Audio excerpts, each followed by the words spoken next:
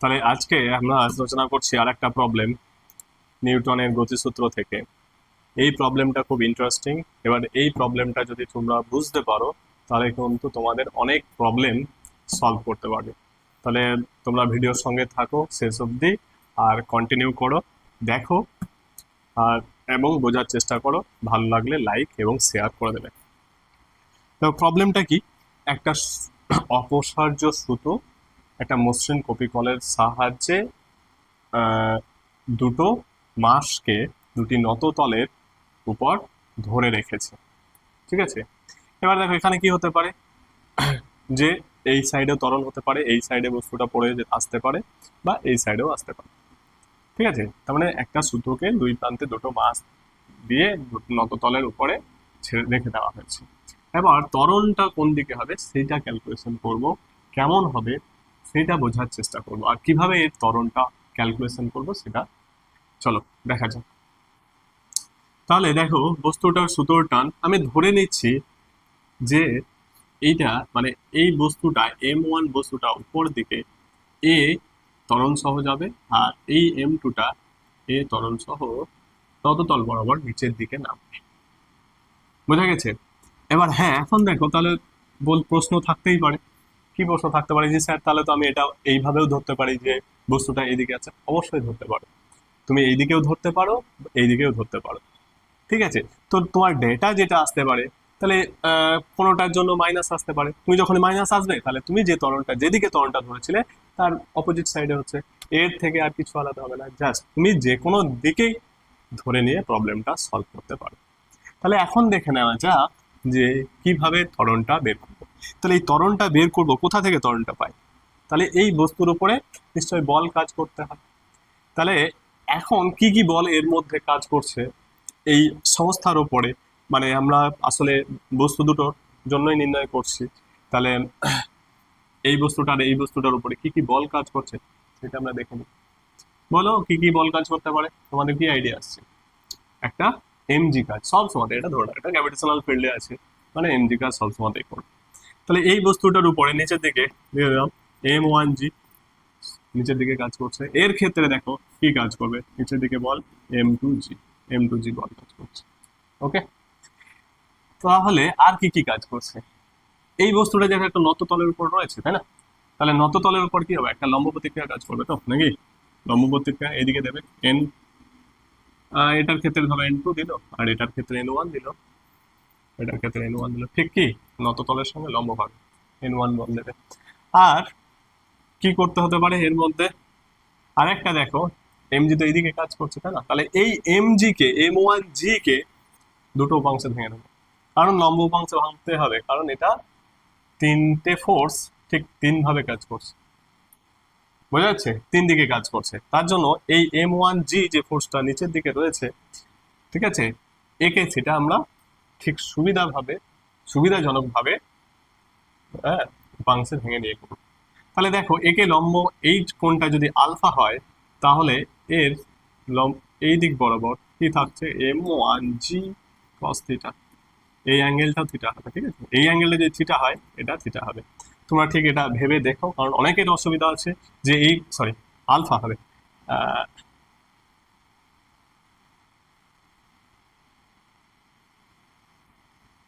এই অ্যাঙ্গেলটা থিটা নয়, এই অ্যাঙ্গেলটা হচ্ছে আলফা। মানে আমাদের থিটা ধরা অভ্যস্ত, তাই তো, সবসময় থিটাটাই আগে চলে আসছে। তাহলে এই অ্যাঙ্গেলটা আলফা, আর এই অ্যাঙ্গেলটাও আলফা। কি করে আসছে, ওই 90 ডিগ্রি করে ঠিক তোমাকে যদি এইটাকে যদি তোলা হয় উপর দিকে নততলটাকে, দেখবে এখানে আলফা কোণটা দাঁড়াবে। ঠিক আছে, ওইভাবে তোমরা ভিজুয়ালাইজ করতে পারো। মানে যেমন ধরো এটা ধরো এর উপরে লম্ব, ঠিক আছে, এটা যখন হরাইজন্টালি থাকছে, ঠিক আছে, এবার এইটা এইভাবে আলফা কোণে, এইটা যখন এই হাতটা যদি আমার আলফা কোণে উঠে যায় তাহলে কিন্তু এই এর লম্বর সঙ্গে, দেখো এই লম্বের সঙ্গে লম্ব ছিল, লম্বটা ফিক্স থাকলো, এই হাতটা উঠে যাচ্ছে বলে কি হচ্ছে, যতটা এই কোণটা করছে এই কোণটা কিন্তু ততটা কোণই করবে। ঠিক আছে, এটা মনে রেখে দিও, তাহলে অসুবিধা হবে না। ঠিক আছে, এটা হচ্ছে আলফা। আর এইদিকে কি কাজ করছে তাহলে, M1G sine theta, sine alpha, M1G sine alpha কোন দিক বরাবর, ঠিক নততল বরাবর, কিন্তু টি টেনশন যেদিকে কাজ করছে তার বিপরীত দিকে। তাহলে আমাদের আর M1G এর দরকার নেই। বোঝা গেল? তাহলে এইটাকে আর আমাদের কোনো কাজেই আসবে না, তার কারণ M1G কে আমরা দুটো উপাংশে ভেঙে নিয়েছি। তাহলে M2 এর জন্য ঠিক সেরকম করব, তাই না? তাহলে দেখো, তাহলে এই অ্যাঙ্গেলটা বিটা, তাহলে এই দিক বরাবর এই অ্যাঙ্গেলটাও বিটা, আর এইদিকে কত আসছে M2G cos বিটা, cos বিটা। আর এইদিকে যেটা আসছে, যে ফোর্সটা থাকছে M2G sin বিটা। ওকে, দেখো এই জিনিসটা ক্লিয়ার হলো। মেন বেসিক হচ্ছে এই প্রবলেমটা, বাকিটা তো তোমরা নিজেরাই করে দিতে পারবে।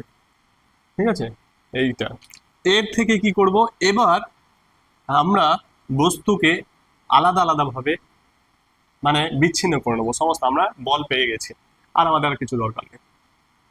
ঠিক আছে, তাহলে শুধু এই M1টাকে এবার তুমি বিচ্ছিন্ন ভাবে ভাবো, যার জন্য একটা ফ্রি মুক্ত ভেবে নাও, তার উপরে এই চারটে ফোর্স কাজ করছে।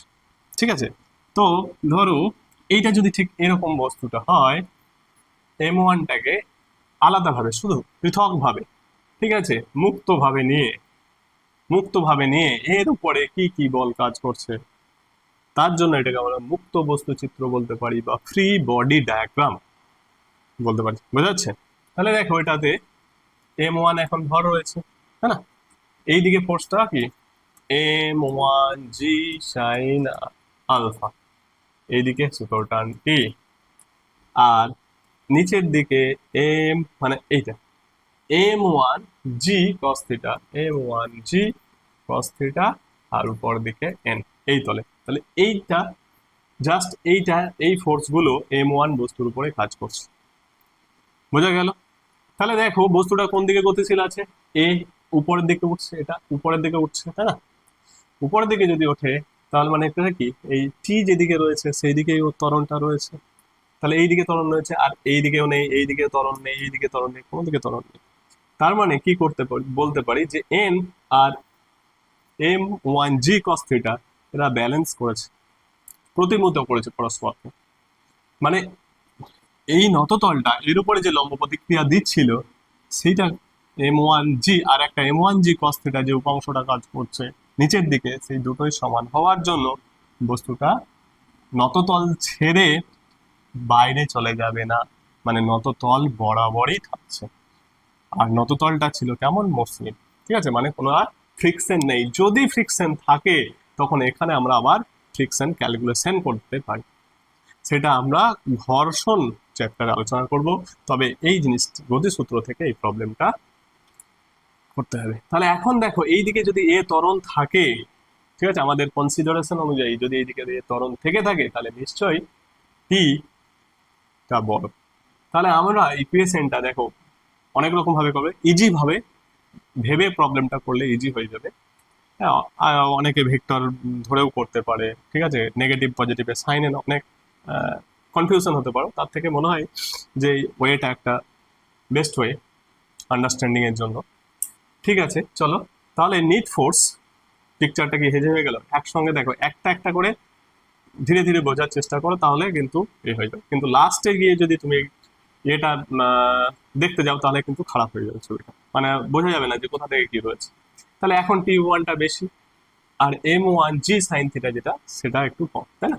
তার ত্বরণ হচ্ছে, তার জন্য এ ত্বরণ এইদিকে হচ্ছে। তাহলে নিট ফোর্স নততল বরাবর উপর দিকে নিট ফোর্স যদি যেটা হয়, সেটা যদি এফ হয়, সেটা কত ত্বরণ তৈরি করবে, মানে এই এফটাই ত্বরণ করবে M1 এর। তাহলে M1 এ ত্বরণ তৈরি করছে, ঠিক আছে। আর এই নিট ফোর্সটা কি হচ্ছে, এই নিট ফোর্সটাই হচ্ছে এই নিট ফোর্সটাই আমরা লিখতে পারি T minus M1 sine alpha, M1G sine alpha. বোঝা গেল? ইকুয়াল টু M1A, একটা ইকুয়েশন পেয়ে গেলে। বোঝা গেল এই ইকুয়েশনটা কিভাবে এলো? ঠিক আছে, নেক্সট দেখো আর একটা কিভাবে পাবো। তাহলে এটা 1 নাম্বার ইকুয়েশন লিখে দিতে পারি, এটা 1 নাম্বার ইকুয়েশন। তাহলে M2 এর জন্য কি আবার তাই, M2 এর জন্য m2 এর জন্য মুক্তভাবে একে বিচারাধীন নিয়ে নেব, বিচারাধীন না, বিচারাধীন ভাবে আমরা বিবেচনা করবো একটু, ঠিক আছে।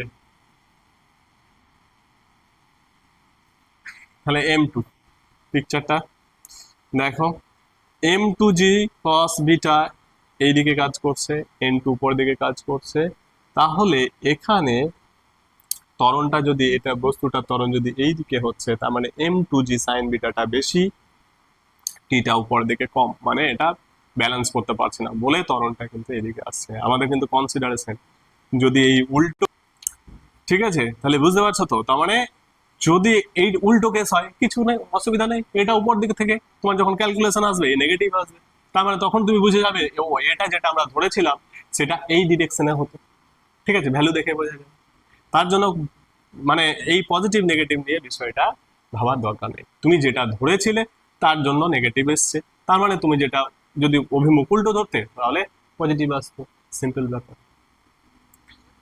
ওকে, তো দেখো m2g সাইন বিটা নিচের দিকে কাজ করছে, তাহলে m2g সাইন বিটা এইদিকে কাজ করছে ধরে নিচ্ছি, m2g সাইন বিটা, আর একটা ফোর্স টি, তার অপোজিটে টি, আর n2 উপরের দিকে n2, ওকে, আর m2g cos theta, m2g cos cos beta, cos beta নিচের দিকে, তাহলে এরা কি, এরা প্রতিমিত করছে কারণ নততলেই থাকছে, নততল থেকে যদি n2 বেশি হতো তাহলে নততল থেকে ছেড়ে চলে যেত, আর বিটাটা যদি থাকতো তাহলে এর মধ্যে কি হতো, কি হতো বল, তাহলে রিয়াকশনটা বেড়ে যেত, প্রতিক্রিয়া বল বেড়ে যেত, ঠিক আছে। এই যত এইটা বিটাটা বেশি মানে বেশি বল প্রয়োগ করছে, তাহলে প্রতিক্রিয়া বল তত বেড়ে যাবে, তাহলে এইদিকে এটাও সেরকমই হতো, বলে কি হলো, এরা সবসময় ব্যালেন্স করে দিচ্ছে, প্রতিমিত করছে পরস্পরকে, ঠিক আছে। তার মানে এটা আমাদের আর বিবেচনার বিষয়ও নয়, যে যেটা গতি তৈরি করছে সেইটাকে ধরছি কি, এটা, তাহলে বুঝতেই পারছো, তাহলে এ ত্বরণ সব এইদিকে যাচ্ছে, মানে এইদিকে আসছে, ওকে। তো এবার দেখে নাও তাহলে ইকুয়েশনটা কি হবে, তাহলে আমরা ফ্রি বডি ডায়াগ্রাম মোটামুটি বুঝতে পারছি, তাই না। ওকে, তাহলে এইটার জন্য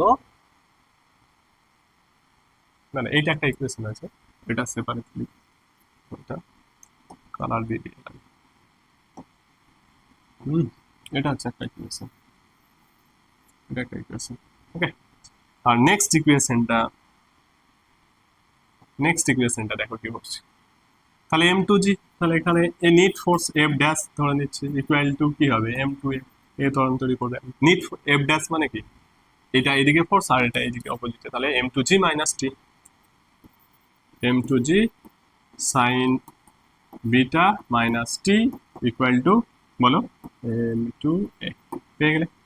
তাহলে এখান থেকে এই দুটো ইকুয়েশন থেকে কি বের করা যাবে, এর ভ্যালু কি মনে হচ্ছে, বের করা যাবে না, বের করা যাবে এই দুটো ইকুয়েশন থেকে, এইটা ধরো ইকুয়েশন 2, বা সিম্পলি ইকুয়েশন 2 কে অ্যাড করে 1 আর 2 কে অ্যাড করে দাও, দেখো এখানে মাইনাস টি আছে প্লাস টি আছে, তাহলে টি টি ক্যান্সেল আউট হয়ে গেল, আর কে পড়ে থাকলো, তাহলে সাইন বিটা মাইনাস, তাহলে টি দুটোকে যদি যোগ করে দেয়, লেফট সাইডে যোগ, রাইট সাইডে যোগ, ঠিক আছে।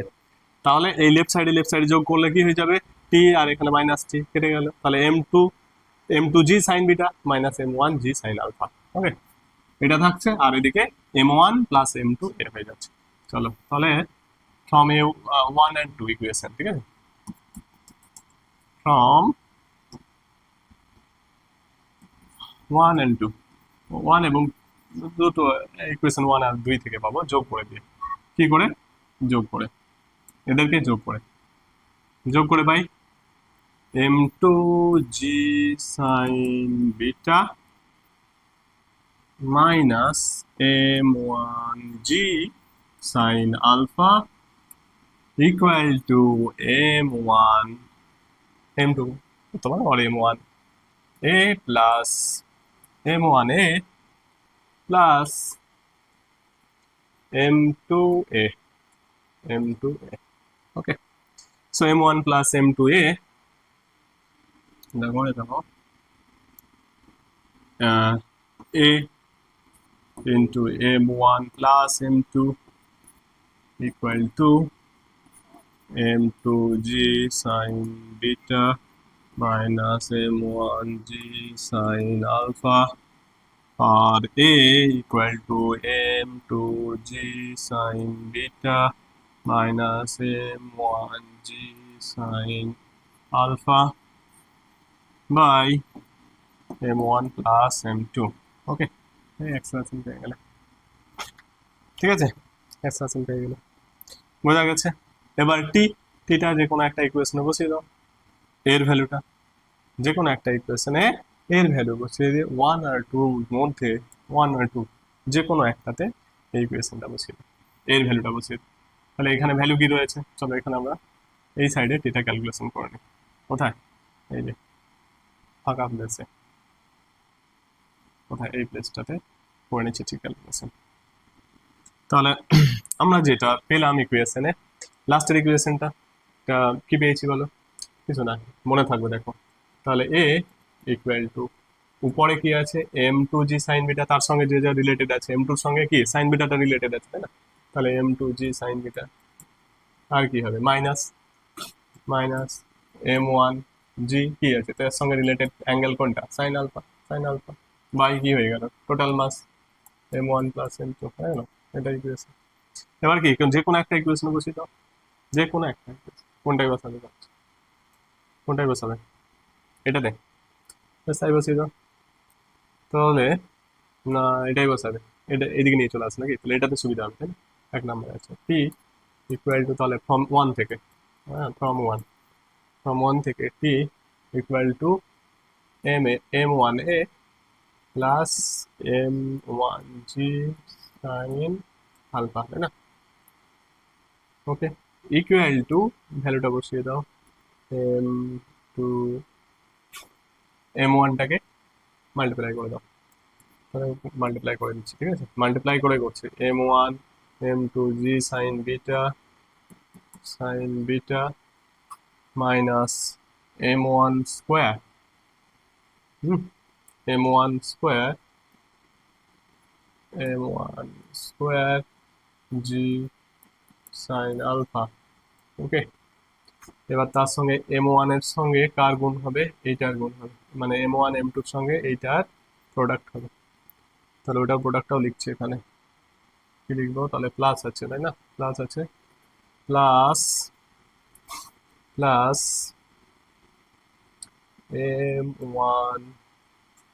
m1 square g sin alpha okay plus m1 m2 g sin alpha এটা ওকে বাই মানে হচ্ছে ওভার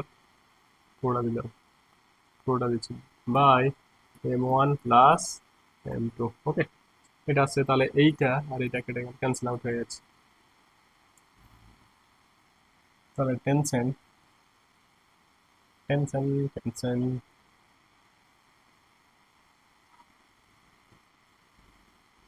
ঠিক আছে এটা হবে তাহলে টি ইকুয়াল টু পেয়ে গেছি equation T equal to m1 m2 common চলে আসছে জি কমন নিয়ে এলাম m1 m2 by m1 plus m2 এখানে sine beta plus sine alpha